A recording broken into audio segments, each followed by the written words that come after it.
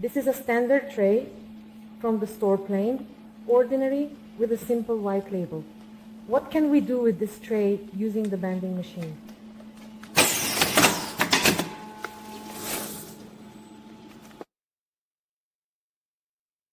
We packed that tray.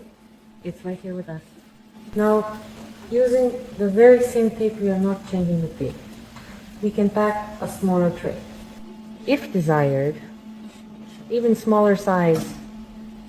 The only thing we did was adjust the guides. The guides helped us hold the tray securely and protect it from damage.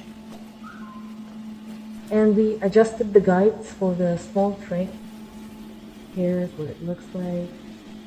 Now we can band a smaller tray. Let's switch to automatic mode. Our tray is ready.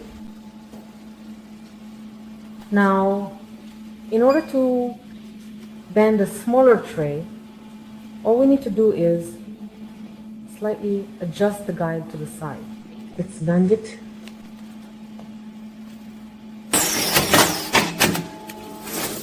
Here's the result.